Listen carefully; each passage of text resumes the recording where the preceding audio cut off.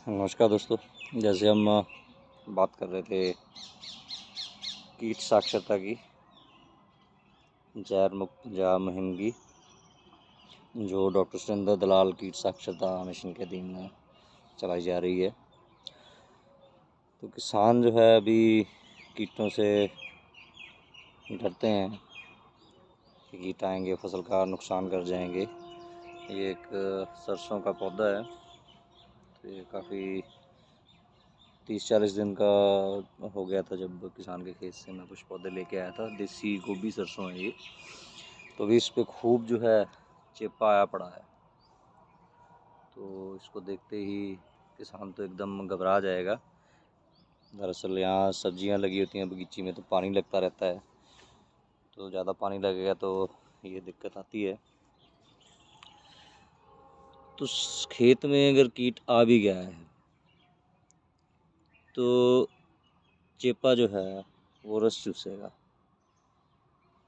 लेकिन इसके साथ ही जो है ऐसे कीट भी खेत में मौजूद होते हैं, ये फोकस में नहीं आ रहा है अभी। ये लेडी बर्ड बीटल जो पास फेल वाली सुंडी होती है या पतंगा होता है लाल रंग का, तो उसका ये बच्चा है। तो ये भी यहाँ पे आ गया है, ये भी अपने आप यहाँ पहुँचा है। तो ये चेपा हो, तेला हो, वाइट फ्लाई हो, सभी को ये खाने का काम करता है।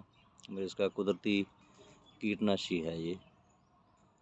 तो आप यहाँ देख सकते हो कि ये भरा पड़ा है, तो ये भी यहाँ आ गया है। तो अभी मैंने एक दूसरा जो पौधा है, देखो इसमें अच्छी से फलियाँ लगी हुई हैं, तो यहाँ पे ये फलियाँ थोड़ी कमज़ोर हैं।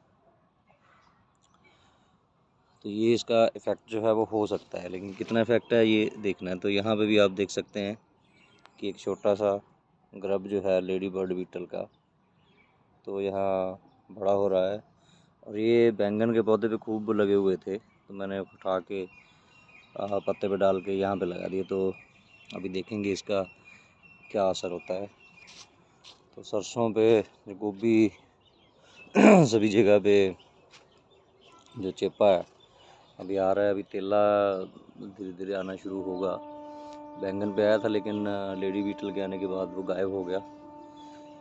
तो यहाँ ये मूली है, तो अभी इसमें मूंगरे लगने शुरू हो गए हैं, तो इसकी सब्ज़ी और चटनी बनती है। तो इसमें भी थोड़ा थोड़ा चेपा आना शुरू हो गया है।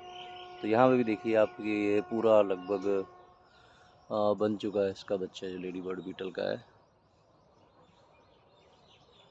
तो ये अपने आप जो हैं कीट यहाँ पे आते हैं, जो फसल को जिस स्टेज पे जिस कीट की ज़रूरत होती है, तो उस हिसाब से कीट जो है वो यहाँ पे आ जाते हैं। तो अभी देखेंगे कि ये आगे आगे चेपा बढ़ता है या चेपा कम होता है, या लेडी बर्ड बीटल का जो ग्रब है, जो प्रौढ़ है उसके, वो बढ़ते हैं। तो अपने हिसाब से ये कीट यहाँ आने शुरू हो जाते हैं। तो आपको खेत का सर्वे करना चाहिए, उसका ध्यान रखना चाहिए कि वहाँ पे कौन कौन से जो कीट हैं वो आ रहे हैं। तो ये हर हफ्ते सर्वे करना होता है, इंटीग्रेटेड पेस्ट मैनेजमेंट हम इसको बोल देते हैं। तो हर हफ्ते खेत का जाके सर्वे करना होता है, सुबह 8 से 9, साढ़े 9 बजे तक, मैक्सिमम 10 बजे तक। तो तब आपको प्रोग्रेसिवली पता चलेगा कि पिछली बार कितना था, पिछले हफ्ते, अगले हफ्ते कितना है, तो उसके अगले हफ्ते कितना है, कौन से कीट वहाँ पे आए हैं। तो हमें तो उसी कीट का पता है जिसके लिए बाज़ार में स्प्रे बनी हुई है, जिसका डर हमें दिखाया जाता है। लेकिन दूसरे जो कीट हैं ये आप देख सकते हो कि आपके सामने ये आ रहे हैं, अभी और भी आएंगे। अभी सिर्फ फ्लाई भी आएगी, और चिप्पे का भी वो बहुत छोटा सा कीट होता है जिसका परजीवी एफिडियस, तो वो भी इसमें शामिल होगा शायद। तो ये सारी चीज़ें देखने लायक है कि ये जैसे ये मूली का पौधा है, तो इसमें 1-2 ब्रांच जो हैं उसमें कहीं कहीं चिपा आया है। तो बाकी की तो सारी की सारी हेल्दी हैं, इसमें कोई ऐसा इशू है नहीं है। तो फूल भी लग रहे हैं और जब मूंगरे भी बन रहे हैं।